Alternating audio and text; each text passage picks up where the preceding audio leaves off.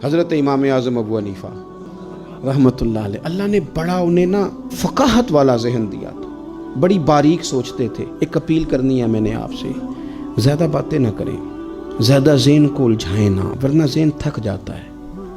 تھوڑی دیر خاموشی اختیار کریں، اللہ کے فیصلوں پہ راضی رہنا سیکھیں، مختصر سی بات کریں، محسوس ہوگا کہ زبان پر حکمت جاری ہونے لگ گئی ہے۔ اور اپنے آپ کو تھوڑا محدود کرنے کی کوشش کریں، تھوڑا وقت مصلے پہ دیں، ایک کام زندگی میں کریں، زیادہ جگہوں پہ اپنے پیر نہ پھیلائیں، ورنہ کوئی کام بھی ٹھیک نہیں ہوتا۔ ایک کریں پر صحیح کر کے کریں، سونا کر کے کریں۔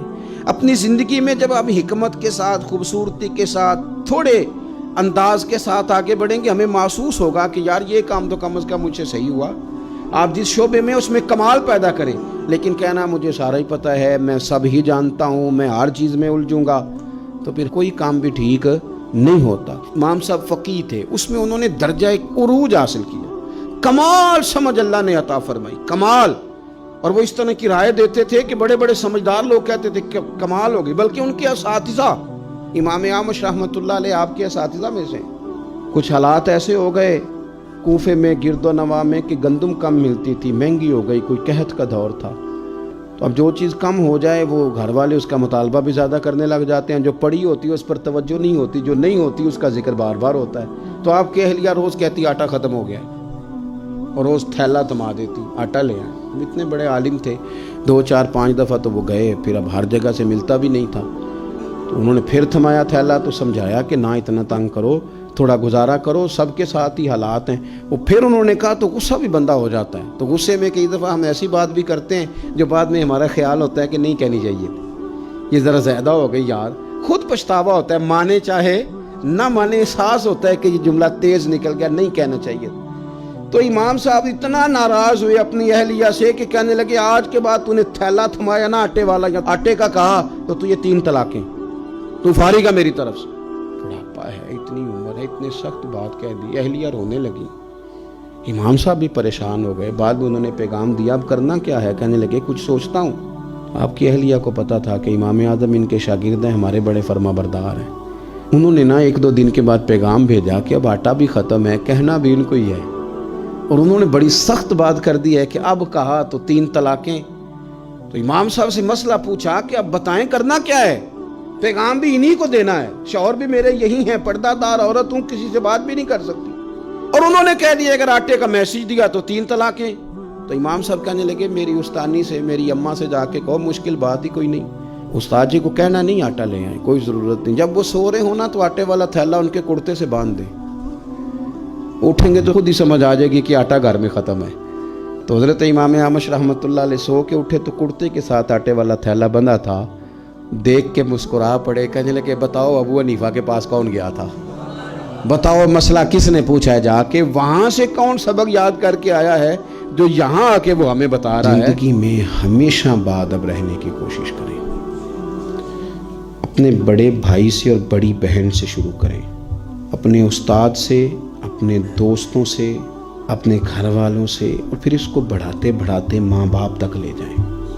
اپنے جملوں پر، اپنے لہجوں پر، اپنی نظروں پر تھوڑی سی پابندیاں لگائیں۔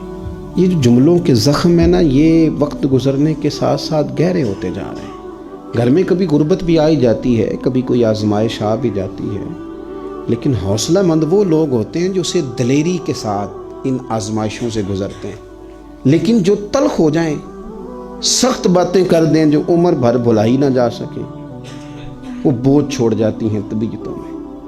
ادب زندگی کا حسن ہے، تھوڑا سا جملے سوچ سمجھ کے ادا کریں، تھوڑا سا لفظوں پر غور کریں۔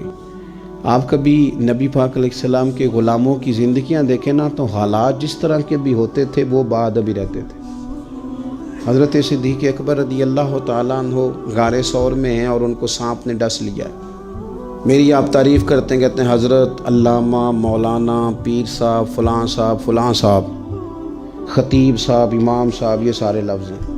خدا نہ خواستہ آپ کو پتہ چل جائے کہ میری پگڑی کا پیچھے جو شملہ ہے اس کو آگ لگ گئی ہے، تو اب آپ یہ تھوڑی کہیں گے کہ خطیب پاکستان اور مفکر ملت اور عالم باعمل جب تک چاہے ساری پگڑی جل جائے اور آگ آگے پہنچ جائے، آپ تو فوراً کہیں گے آگ آگ آگ آگ، اس کو بجھائیں، جلدی کریں، मौलाना आपके पीछे आग, फटाफट। एमरजेंसी में अदब थोड़ी कायम रहता है। लेकिन हजरत सिद्दीक अकबर के मुकद्दस कदमों को सांप ने डस लिया है और इतना जहर ने सरायत की है कि आंखों से आंसू निकल आए। हुजूर ने पूछा क्या हुआ, फौरन कहना चाहिए ना सांप सांप सांप। और मैं तकरीर कर रहा हूँ, आप सुन रहे हैं, सांप की तो एक हैबत है। वो तो ऐसे पता चल जाए ना, किसी को आप बता दें कि आज घर में मेरी नज़र से सांप गुजरा है, तो बहुत सारे लोग आराम से सो नहीं पाते चारपाई पे, कहीं आ ना जाए। तो कहना तो चाहिए था ना सांप सांप सांप, ये लफ्ज अदा करने चाहिए थे। लेकिन जब हुजूर ने पूछा ना क्या हुआ, तो सांप सांप नहीं कहा, बल्कि क्या कहा, कहने लगे फिदा का अबी व उम्मी या रसूल अल्लाह, मेरी माँ भी कुर्बान हो जाए, मेरा बाप भी कुर्बान हो जाए। हुजूर वो पैरों को सांप ने डस लिया। अबू बकर, इस एमरजेंसी में भी आदाब आपको इतने याद हैं, सिद्दीक अकबर यहाँ भी। तो उन लोगों ने हमें बताया कि हालात जिस तरह के भी हों, अदब वाले ही होते हैं। वो बेअदबियाँ करते, मुझे बड़ी तकलीफ होती है जब किसी के घर से ये पैगाम आता है कि इसे समझाएं, ये अदब नहीं करता। ये अपनी ज़िंदगी में, और सूफिया के मानने वाले भी अगर अदब वाले ना हों, खानकाई लोग भी अगर अदब वाले ना हों, हमें लोग भी अदब करने की कोशिश करते हैं, वो लहजा इस तरह का इख्तियार करते हैं, लफ्ज़ों में इस तनत्तुर शुरू लाते हैं कि वो इश्तियाल दिलाएं और हम भी इस तरह की बातें करें।